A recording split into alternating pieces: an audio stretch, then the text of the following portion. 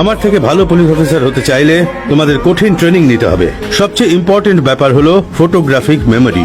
যখন তুমি কোনো জায়গা বা কোনো জিনিস দেখবে তখন ওটা যেন তোমাদের মাথায় ফটোগ্রাফের মতো রেজিস্টার হয়ে যায়। দুজনে চোখ বন্ধ করে ফেলো, তোমাদের ফটোগ্রাফি মেমোরি টেস্ট নেওয়া যাক। যেই রাস্তা দিয়ে এলাম সেখানকার কি কি তোমাদের মনে আছে? ভুট্টাওয়ালা, ফুচকাওয়ালা, গাজরওয়ালা। তুমি তো সোয়েটারের দোকান ভুলে গেলে। হ্যাঁ, সোয়েটারের দোকানও ছিল আঙ্কেল। একজন পুলিশের কি দেখা উচিত জানো?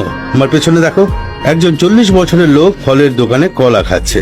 চাওয়ালা 5 গ্লাস চা বানাচ্ছে। সোয়েটারের দোকানের সামনে একজন মহিলা বাচ্চাকে পিঙ্ক রঙের শাল পরাচ্ছে। ফুলের দোকানে কেউ হলুদ গোলাপ রাখছে। হুইল চেয়ারে বসা মহিলা আপেল কিনছে। আর রাস্তায় দাঁড়ানো স্কুটারের নাম্বার TN043108 আর পাশে দাঁড়ানো গাড়িটার নাম্বার হলো TN376843। ওয়াও, কি দারুণ আঙ্কেল। আর শোনো, ওই মহিলা 5টা আপেল নিল। তুমি দেখেছো তো, ওতে একটা আপেল পচা ছিল। দারুণ তো, আপনি তো জাদুকর আঙ্কেল। যদি তুমি দর্শক হিসেবে দেখো তাহলে জাদু দেখতে পাবে, কিন্তু যদি তুমি মন দিয়ে পরিশ্রম করে ট্রেনিং করো তাহলে তুমিও জাদুকর হতে পারবে। যখনই কোনো কথা বলবো মন দিয়ে শুনতে হবে।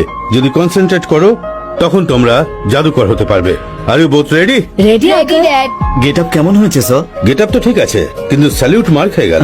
Sorry sir. রাজীব আর বন্ধু স্কুল থেকে যে কোনো সময় বাইরে বেরোতে পারে। এমন ভান করো যে তুমি পুলিশ নয়, তুমি একজন পকেট মার। স্যার পকেট মারের মতো আচরণ করো। হ্যাঁ স্যার। যেমন বাস স্ট্যান্ডে পকেট মারা থাকে, তোমায় শুধু তেমন অ্যাক্টিং করতে হবে। দেখা যাক ওরা দুজন ক্রাইম করার আগে তোমায় আটকাতে পারে কিনা। বাচ্চারা এটা কিভাবে করবে নো, স্যার? তুমি ওদের আন্ডার এস্টিমেট করো না। আমি ওদের ট্রেনিং দিয়েছি। স্যার, রাজীব একজন ব্রাইট স্টুডেন্ট। ও ডাক্তার বা আইটি ইঞ্জিনিয়ার হতে পারে। এই বয়সে কঠিন ট্রেনিং দেওয়ার কি দরকার স্যার? কেন? বুদ্ধিমান বাচ্চাদের শুধু ডাক্তার আর ইঞ্জিনিয়ার হওয়া উচিত? ক্রিমিনালরাও তো দিনে দিনে বুদ্ধিমান হয়ে উঠছে। ওদের ধরার জন্য আমাদের ডিপার্টমেন্টে বুদ্ধিমান লোকের দরকার।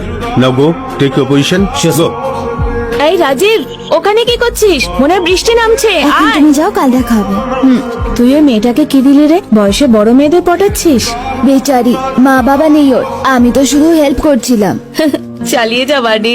হাই। আঙ্কেল, আপনি এখানে হঠাৎ? সবকিছুর একটা কারণ থাকে। আজ আমি তোমাদের ফটোগ্রাফিক মেমোরি টেস্ট শুরু করতে চলেছি। I will give you 10 seconds. চারপাশ মন দিয়ে Okay, দেখো, তারপরে আমি প্রশ্ন করব। Okay, that's it. তোমরা কিছু সাসপিসিয়াস দেখতে পেলে? এখন মনে করো তোমরা কি দেখেছো? মুচিওয়ালার হাতে একটা বড় ছুট ছিল। একজন বিড়ি ফুঁকছিল। বুড়ো লোক ছাতার নিচে দাঁড়িয়ে ছিল।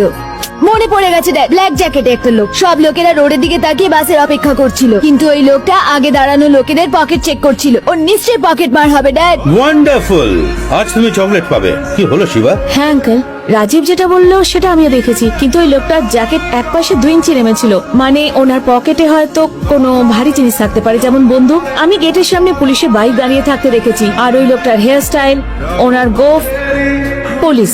উনি সিভিল ড্রেসে পুলিশের লোক। আপনার বন্ধু হয় আঙ্কেল, উনিও এই গেমে খেলছেন। Unbelievable sir. কে এই ছেলেটা? ও শিবা আমাদের পাশেই থাকে, but he is very natural. আমি আমার ছেলেকে এত বছরে যা শিখিয়েছি ও 2 মাসে শিখে ফেলেছে। ও যদি পুলিশ একাডেমিতে জয়েন করে তাহলে আমার ছেলের ওপরে উঠে যাবে। He is very talented.